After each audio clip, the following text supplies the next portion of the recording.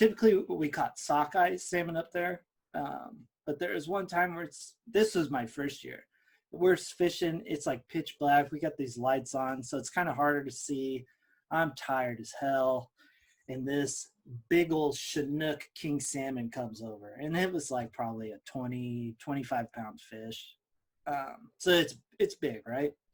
And I remember it hitting the deck of the boat. And I thought it was a baby seal. Oh, wow. Yeah, I thought it was a baby seal. And I remember I'm looking at it and I go, shoot. Oh, no, we caught a seal. Like, what did we do? We just.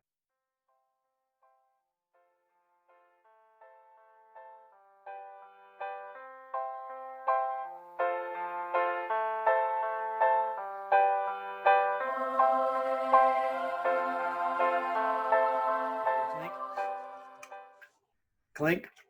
Clink, clink, clinkety clack. What's up, dude? How you doing? Another beautiful week has blessed us. It has come and gone, and it's nice. It's a good feeling.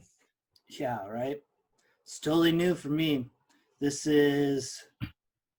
will be my second full day I'm no longer in Humboldt. If the people who are watching this are wondering why my background's a little different, not just the fact that I shaved recently, but there's no cool bee picture behind me. It's because I'm not in Humboldt anymore. I'm now up on the North Oregon coast, and I'm working a food cart, a seafood food cart. We make fish tacos. We make fish and chips. That's main sellers. It's pretty much what there's hot dogs, but I mean, we pretty much just do fish tacos and fish and chips. I'm going to be honest. All authentic. It comes up, all the fish is right off a boat. Yeah, so it's all authentic. Yeah, it's all good shit. It's good all stuff. Authentic grass-fed beef. No, I'm just kidding. No, but in true honesty, I gotta get a stopwatch going real quick. But in 3. True honesty, I think it's gonna suck. I'm gonna be honest. I mean, that's a good topic right there. If you work in the fast food industry, any food industry, which is something I think every human should do because we all eat. And I appreciate the cooks, the servers, all of those people. They are amazing. I love them to death, and I can't thank them enough. But I'm going to tell you right now, I can't do that. And it's not because I don't think it's below me. It's just I don't have that passion to work in that. I think I would hate my life if I worked it. I agree, because you learn things. Your ranch dressing isn't that important. Yeah. Sorry they forgot. Don't ruin someone's life over, they gave me medium fries, not large. Oh, end of the world. Like, shit happens. People make mistakes. Right. It's food, people. Well, I look at it too, like, I work in a job where, we're deadline driven. We're very, project based. You see 1, 2, 3, 10 drafts of a commercial before it goes to production. And,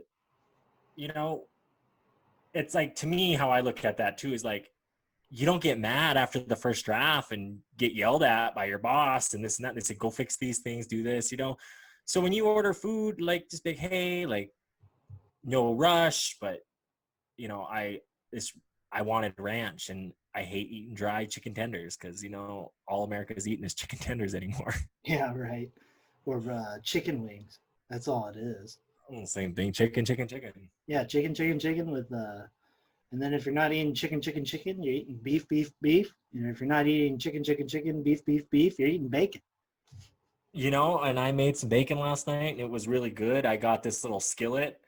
Got it from this friend of mine. She was moving to Virginia, and she goes, do you want this? Like, I don't need it. And I was like, yeah. I mean, yeah, it's like a cheap Walmart one, but those are the best ones, the $10, $5 one. Cause I think like part of it is it's how you take care of them, like cleaning them afterwards and whatnot, but also how you leave the flavor on the pan for the next time. I think that's what makes a good pan is like the use. Yeah, I don't eat bacon. I'm So sorry. I don't. It's on the naughty list. So And we just lost 5 subscribers. probably. I mean, I typically don't eat a lot of meat in general. Um, Meat's very rare for me to eat. So I'm weird though. You I do a lot know, of things. what I say is when you come by to Montana, you eat meat because that's what's out here. I mean, I'm in the middle of restructuring my diet right now, so um, I'm looking to add meat into my diet. I just, if I'm going to be honest, I'm not going to go. I'm going to eat meat maybe once a week, and then like and it will be mostly chicken, and then or fish. I'll eat a lot of fish, um, or once a month like red meat, but it'll be very minimal. um, that brings up a question I have for you, actually. Um, is your family traditionally from Seaside? No. And if so, okay. Because are they coastal people from like your grandfather and their parents and whatnot? What do you? Um, so my mom grew up in Oregon, and they would make trips to the coast all the time. And then my dad's from Indiana. Oh yeah, I forgot about that. Yeah, Midwest for him. So Well, because I look at things specifically, you know, like my family, being Native American and especially being a male dominant family, and I say that like my mom was a stay at home mom, bless her heart, it's a full time job, but like to the sense where the structure and the type of family we live, my dad did a lot of, red meat cooking. We would go eat red meat. We would, the diet was kind of that way. And it's similar to like his parents. And then I assume, my grandparents, where they got some of their cooking stuff from and how it's passed down through the generations that, I think that's a huge thing that people don't seem to just take a step back and look and like, oh, this is how my parents were raised, or oh, my grandparents did this, so that's why it continues. yeah. That's why we eat this way or eat that sort of Well, thing. I mean, to be honest, that diet that you're describing your parents do and that you typically ate growing up and stuff, that's what my parents do now. Well, I There's a was just lot of curious like with this meat and seafood. stuff. Oh, the seafood's kind of come on as of late. It kind of Yeah. came out of nowhere. I think it has to do with my family living on the coast for so long. Mhm. And now my dad, he's kind of getting into more things. So, yeah, I mean, he had a fish market for a while, and now he's got this seafood cart. He's got this other like boat to plate website thing. So it's like He's just a he does a hustler. lot with seafood. Cool. That's cool. That's really cool. But yeah, I mean, I love seafood. Well, I just My mean like love for seafood, though, and fish in particular, comes from my fishing days up in Alaska. yeah. The whole reason I only eat wild Alaskan caught salmon or fish. It doesn't have to be salmon. It could be like halibut. But that's because I know the life those guys are living up there, and I want to support those guys, those people. There's not just guys on boats. There's women too. I just I want to support mean, all the fishermen, fisherwomen up there. I think it'd be cool for you to share with everyone how long did you do that? Where did you do it? What was it like? How long, what were your nights? Just kind of give us a little brief bio description Yeah. of what you did. Um, one of the best ways to really think about it. There's a couple ways. I'm going to tell you how my friend described the sensation that I described to him of being up there. Right. So I always described, I love going up there. I loved it all the time, being up there. But then about halfway through, you get to a point where you're like, you're fine up there. And then at the end of the time, you just want to get home because you're just sick of being up there. And a buddy of mine in college, we were at Buffalo Wild Wings, and he's eating these hot, hot wings. And I mean, he looks like he's going through hell. And his face is sweating, his eyes are, he's just like, and I was like, dude, why do you put yourself through this? And he's like, the same reason you let yourself go up to Alaska to fish is the same reason I get these wings, is because that thrill, that danger, that pain, I enjoy it. So that's Interesting. why, and I did it for 3 years, and that's why I loved it up there. But What 3 years of your life? These are some crucial years of your life if you think about it. yeah, These are what people refer to as the glory years, and you're choosing your summer to spend your glory years up on a boat in Alaska. So this is yeah. what you write your books about. The first time I went up was after my first year of college. Um, went up for the summer. We did fairly decent fishing. I didn't know really what to expect. I mean, you're on a boat. It's like a 32-foot long boat and like maybe 15 feet wide. So it's not, I mean, we had a bigger boat than most, or a lot of people, but it's not that big of a boat. There's only 4 people on it, and you're on this boat for like 90% of the time. You know, you're out in Bristol Bay fishing. So you read a lot, and you fish all day. There's times we were going 24 hours of just straight fishing. You just got naps. I remember one time we were doing a 24-hour, and I mean, you're obviously going to get sleep deprived, right? So our skipper, he's like, all right, we're going to set this net out. And then I want you guys just go in. We're going to I'll let you guys sleep for like 45 minutes, maybe an hour, right? Because the fishing it was okay. Like we could see him hitting and stuff, but we weren't like slamming where you want to pull all day. So we go to sleep. I think it was like 40 minutes. We got to sleep. Hey, so all right, pull it in, guys. We go out there, and it was me, this one older guy, and then a guy younger than me. This was like my 3rd year up there.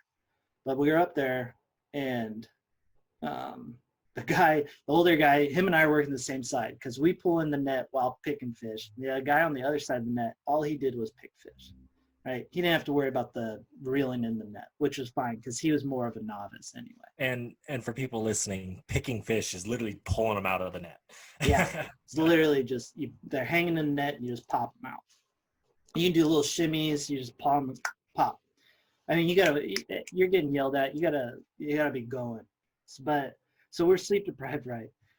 And all 3 of us are out there. Skipper's up top yelling down orders at us. And the guy who's working on my side, he goes, "Where's the other guy? Where's the other guy?" And I was like, "Who? What other guy?" He's like, "There's a man overboard.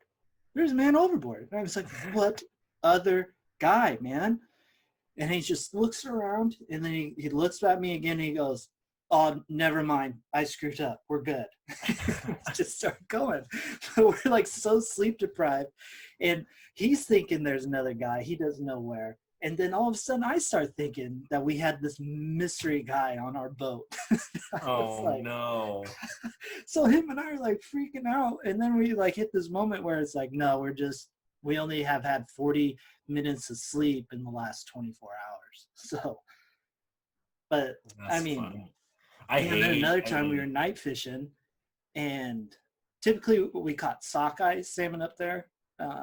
But there was one time where this was my first year. We're fishing, it's like pitch black. We got these lights on, so it's kind of harder to see. I'm tired as hell. And this big old Chinook king salmon comes over. And it was like probably a 20, 25-pound fish. So it's big, right? And I remember it hitting the deck of the boat. And I thought it was a baby seal. Oh, wow. Yeah, I thought it was a baby seal. And I remember I'm looking at it and I go, shoot, oh no, we caught a seal. Like, what did we do? We just caught a seal. Like, I don't know what we're supposed to do. I'm like, Throw it back. yeah, I'm like, oh, yeah, like it's not moving. Is it dead? Like, and then I went up to it and just saw this big old fish. And I was like, well, I'm an idiot. Do we rub its belly to put him back? Yeah, you kind of go a little crazy up there. But 6 weeks of combat fishing is what I call it. I enjoyed it. It's definitely not for everybody. I used it as a time to get away. especially the last year I went up. It was during the drought of 15, right? Had all of our shit happen. Oh yeah, it was kind of a rough year for you too that year, didn't you say? Yeah, it was super rough, you know.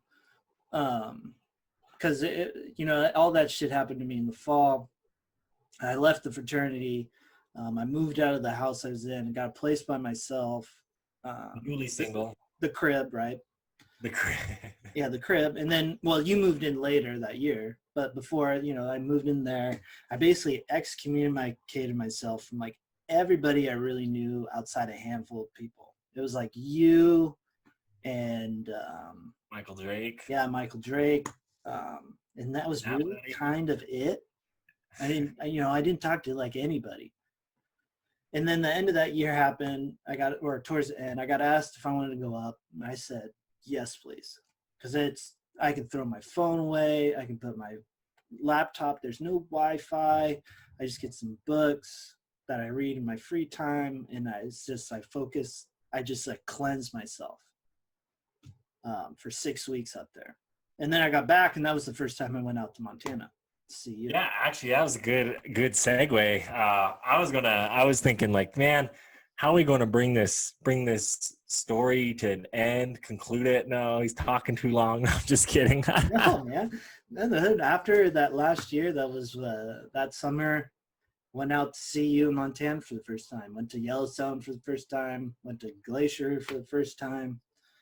That was a fun trip. None of you have been to Montana, which, like me, I want to tell you my first experience. It was getting on a plane in Salt Lake City, from Salt Lake City to Billings, Montana.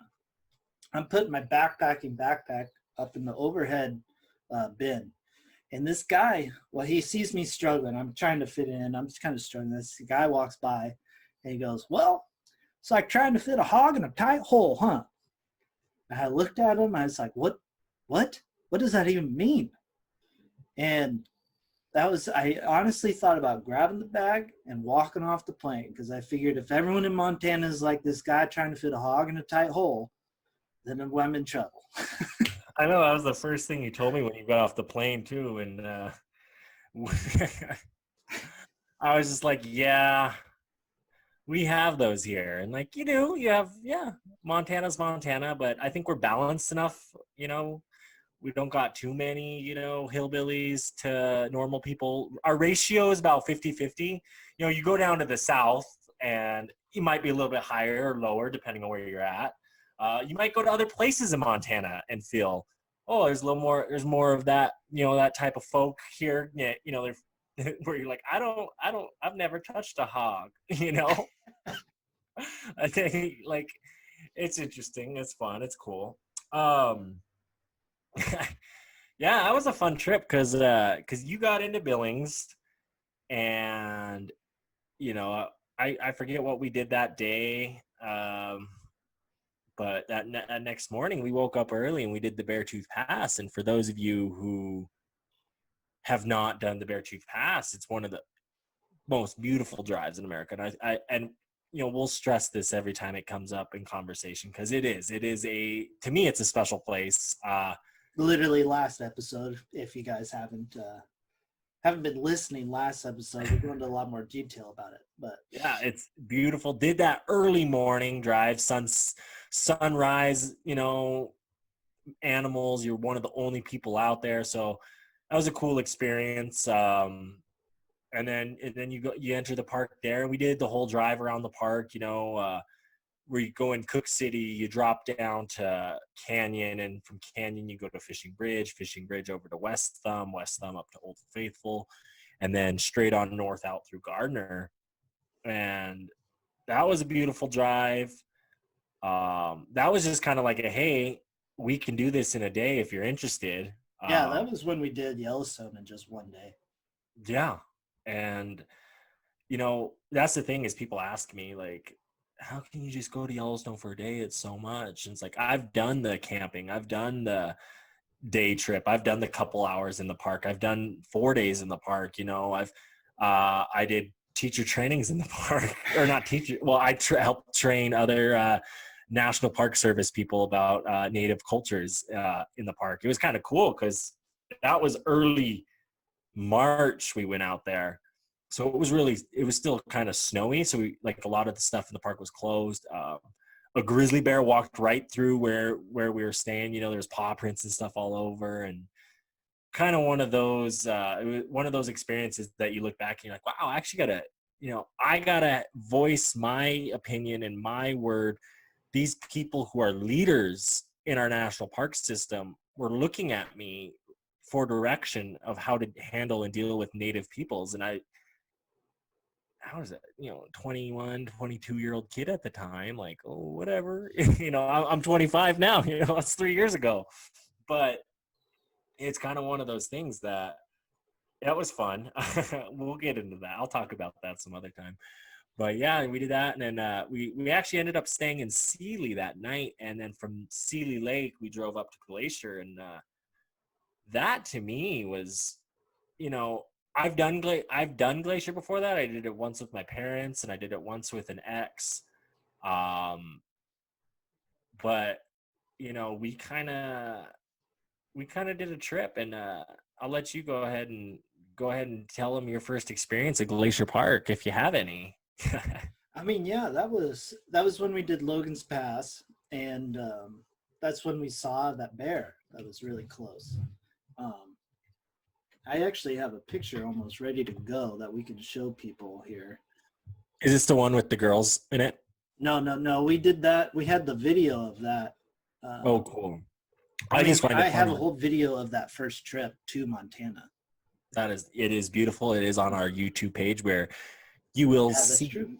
the video version of the podcast. But yeah, it was a cool trip because it's funny because I took this picture. I took a selfie. I turned around and took a selfie with this grizzly bear. It was probably 15 feet away from us, not small. And here comes the screen share. Yeah, so that's a picture we got up there. Yeah, that's the bear. It's not at the path yet, but. And it's a grizzly there. You can tell by its hump over their shoulder. Yeah. There's a nice hump that's how you tell. And look at those claws, man. Oh, that's with the camera taking a picture. That thing's huge. It's a big bear, but and shockingly, looking at this bear, it probably is a 3-4-year-old male. The way it was walking down the hill from one side to the other.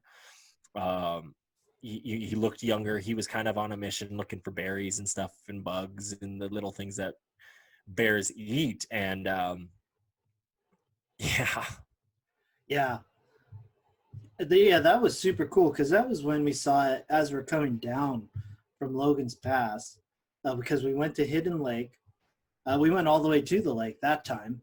On our way back down, we were at that one spot and we saw the people that were watching, looking way out in the head. And so we're like, oh, okay. And then way out there, we see this brown speck moving, right? We're watching it and it starts coming down and we're on our way down anyway. So we're like, oh, I mean, maybe we'll be able to see it cross, right? Sure as shit. They crossed. Well, and I because we kind of kept an eye on this bear too. A lot of tourists just kind of, they see it and they move on from it. Mm-hmm. But we kind of watched it, stayed with it, followed it, kind of took our time because we're coming down the mountain. And if you're not familiar with Glacier Park, Logan's Pass is kind of like this little valley in between these two mountaintops. And we were on the west side. We're on the west side going up. That's what the trailhead follows. It's kind of the west mountain. And it goes up and you peer over Hidden Lake. You walk down to Hidden Lake. Well, walk down is a 3-mile hike down. And it's a steep hike. It's steep. It's just a switchback like no other. I mean, I'm glad we did it. Because now we don't ever have to do it again. Because it's done. It's checked. That box is checked. But I think that award-winning photo people you see from Glacier of that girl sitting on a floaty. It looks kind of fake. Yeah, but that's down at the base of Hidden Lake there. Yeah. but yeah, so on our way back, we saw this speck and we kind of followed it down, and he was on the western or the eastern side mountain while we're on the western side one, and we're both working our way down the valley to this visitor center, the trail where the trailhead begins. And sure, I mean, we're probably a quarter of the mile away from the visitor center where we contact this bear. Yeah, not far at all. Like the ranger, like he came out of the visitor center and came and saw it. And kind of like after the fact, it was like, yeah, the bear passed through. Like you're late to the party, but it's all right. Mm-hmm. And bear spray, there was a couple that was near us that had bear spray, and we're kind of like, yeah, if this thing turns and chases us, we'll get behind you guys. But as some of us like to say, go ahead and just find someone you're faster than and just outrun them. Like, I hate to say it, but you'll be safe if you. You're not wrong. You're not wrong, for sure. If worst comes to worst, just run. Yeah, worst comes to worst, run. Find the nearest tree and climb it. Yeah, and that's But if grizzly, you play dead. Is it grizzly or black bear? No, they say grizzly, you play dead. Black, you fight like hell. And white, you kiss your ass goodbye. Yeah, polar bear. Yeah, you're done. Yeah. I mean, just respect the animal. Give the animal its distance and space. The only reason it's attacking you is because you are stressing it out. Yep. We are in their home. We are stressing him out. He is worried. She is worried. You're in between the cubs and that. And when you do come across a mom bear and her cubs, just don't be that dumb tourist that's like, oh, bear. Look around, understand the situation, see the bear. The bear will show signs of distress if it's in distress. If it's pacing back and forth, if it's just acting weird, then there's an issue. Standing up on its two legs, it's flaring its lips, things like that. Yeah, you don't want to engage. No. But if it's saying, hey, jump on and ride me, jump on and ride it. No, I'm just kidding. If a bear comes out and says, hey, you want to go steal some picnic baskets? Go and steal some picnic baskets. Well, right.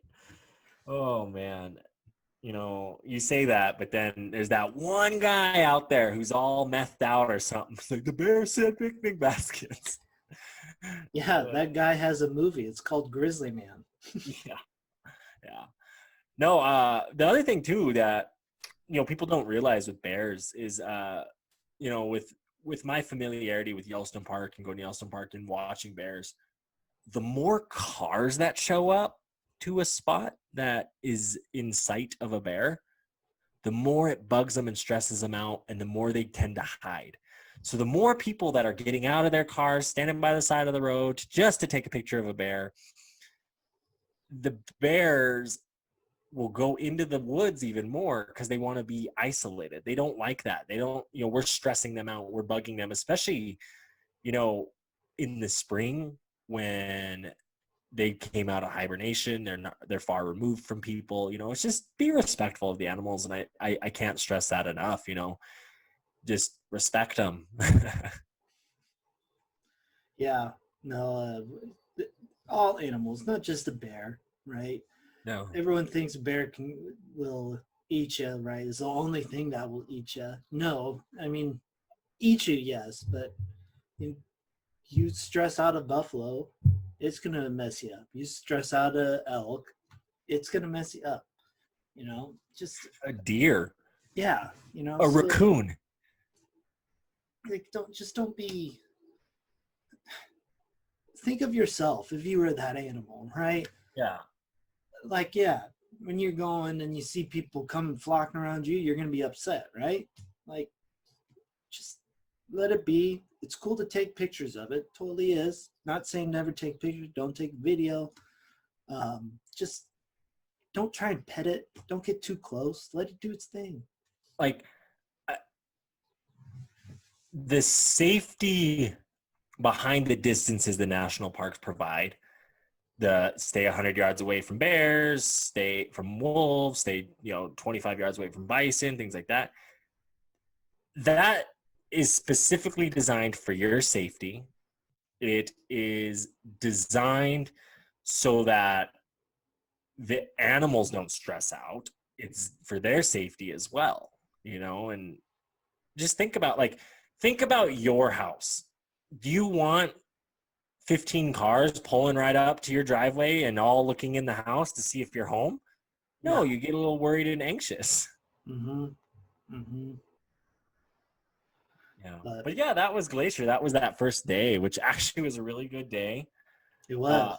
in the park, it was kind of one of those ones where, we're like, did the Logan Pass hike. And the reason we did that hike that day was because we couldn't necessarily get through to the east side of the park because there was a forest fire that time of year that was burning. Oh, that's right. That's right. We were So only able to get to Logan's Pass.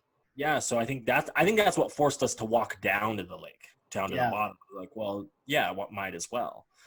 And so yeah, we came back up, saw that bear. It's kind of those things. The right pieces fell that day. Mm-hmm. And then we camped and got up early and did the Quartz Lake hike, and that's kind of where Quartz Lake was born, which I think is kind of cool. Yeah, it was. It was that trip to Glacier. We did backcountry. Um, we didn't get our first choice. It was actually we wanted to go do Cracker Lake, which I think in hindsight I'm kind of glad we didn't end up getting Cracker Lake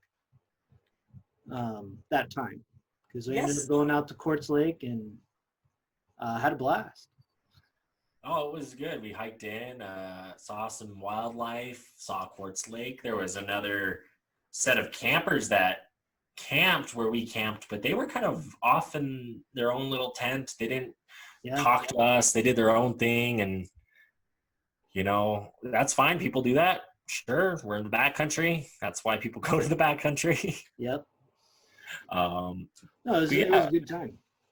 Quartz Lake was good. Polebridge has the best scones. Is what you said. Oh, I don't know. I don't remember. Did we stop? I remember Polebridge No, is like 4 buildings. it was the ranger who gave us the backcountry permit. He said to you, because you No, that went to. guy was telling me about because he's from Oregon. He was like had some connection with Newport, and is giving me all the safety guidelines. Oh, I think he did tell me Polebridge didn't have the best scones. And shout out to Polebridge and the 12 people that live there. Yeah, We hope you're listening. yeah. But I also remember him saying, "I don't want to hear about no good old Oregon boy getting eaten by a bear." That's funny. Well, that's funny. And I bring this up and I ask others to help with this research study. And it's more of just for my own personal gain. But I mean, every time I'm at the coast with a coastie, as we call them, and Mark, you're my local coastie. We could be in a Newport, Lincoln City, Seaside, whatever, but the coasties seem to find each other and they bond really well. Like, I just got to throw that out there. Is anyone else having this experience? I don't know how many people out there know people from the Oregon coast.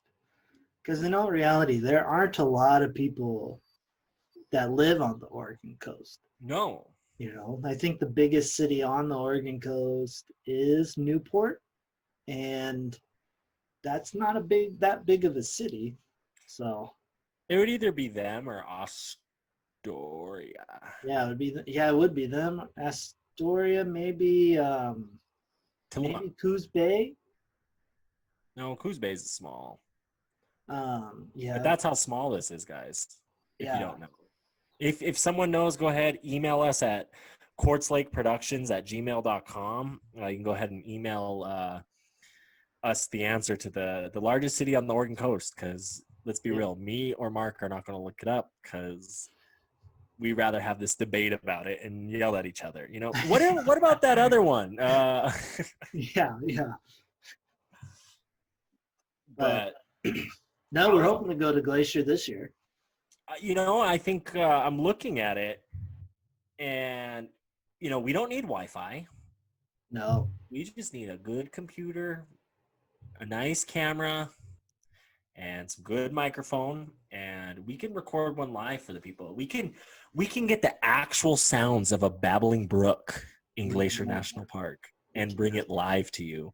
Live through the recording, though. The babbling brook. And if we see a bear, we will we could record our voices yelling, "There's a bear!" Yeah. and replay that for our fans. We'll do it just like we'll call them just like in the nature walk videos. You just wrestle the earth around and go, here we go. Here we go. Yep. You know, I find that really funny because that's the second time that has been referenced to me today. Oh, really?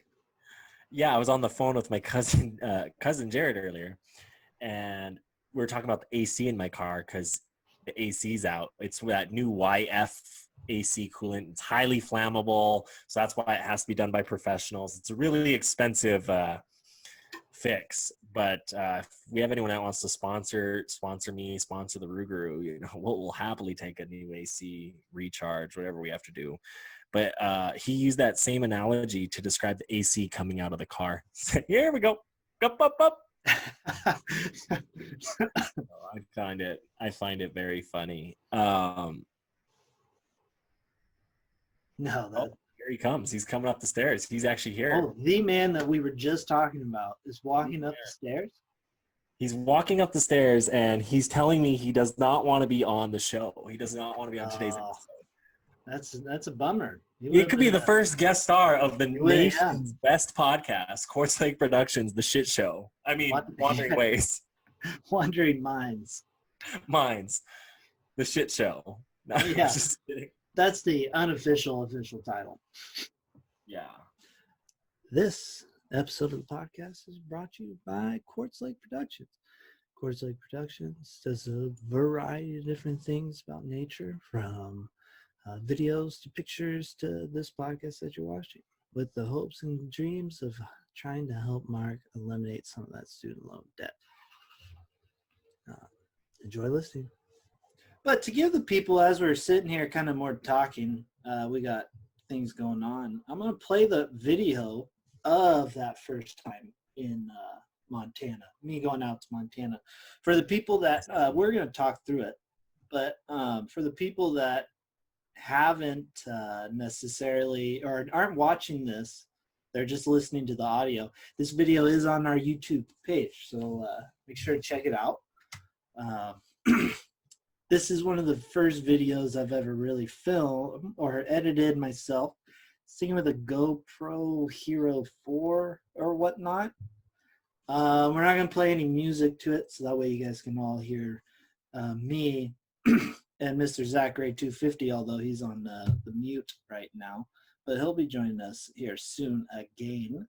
But anyways, we'll start this. This is, the first here is the Beartooth Pass, if anyone's curious what this first little shot is. It's just some of the Beartooth Pass as a beautiful sunny morning heading out to, yes, the beautiful Yellowstone National Park. This, though, is again on the Beartooth Pass. Just nothing. It's just a cool lake we found. It was a beautiful morning, checking it all out as we head. This is in the park itself, in the near the Lamar Valley. You can't see it's hard, but there are buffalo in the distance. Again, beautiful day. I remember just how gorgeous it really was there that day. But again, this is in Yellowstone. This is near Yellowstone Falls, there in the deep, deep background, if you can see it. Again, this is taken on a GoPro. I think I just recently got this. Some more of Yellowstone on the Yellowstone River. Just honestly, it's a beautiful day. I encourage everybody. This is cool. We had a buffalo traffic jam, and the buffaloes are right in front of the car there. So we were like the first to see him get pushed off. But that guy's just stood on the road for like forever.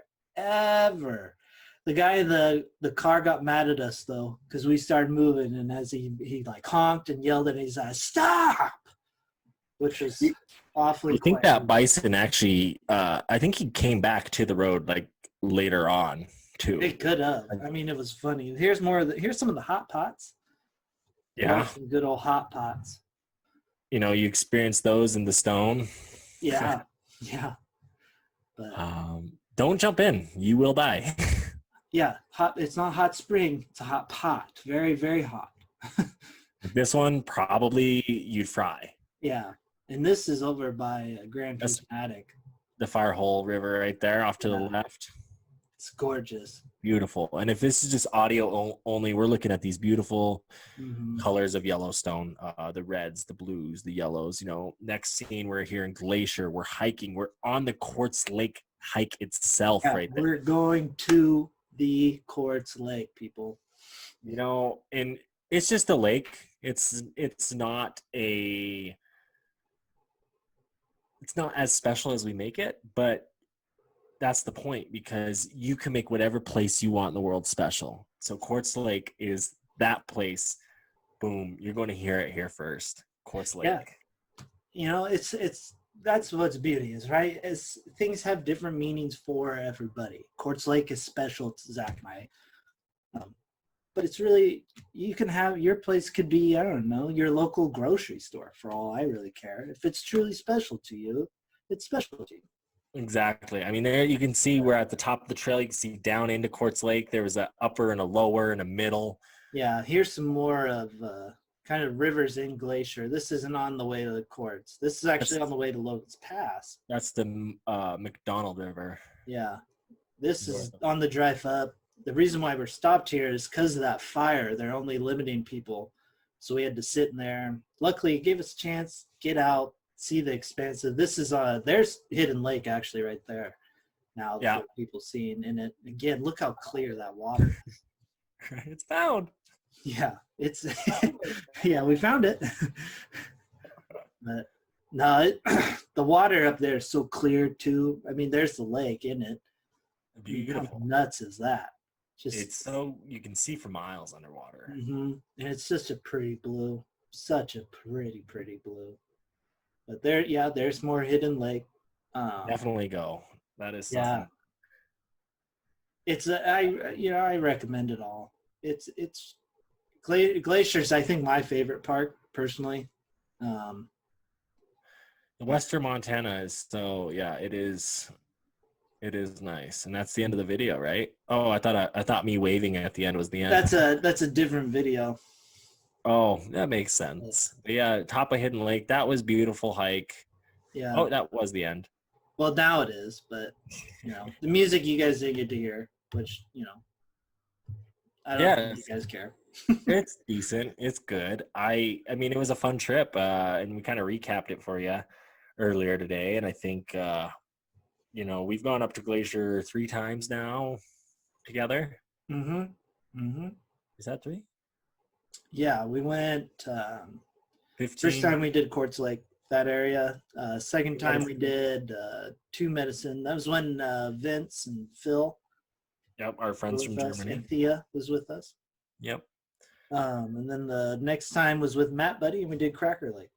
Yes, we did. All great, wonderful places in the park, all different from one another, which is really cool. That's the thing about Glaciers. Each little aspect of the park is different. When you're on the western side, the eastern side, the continental divide is right down the middle. It is.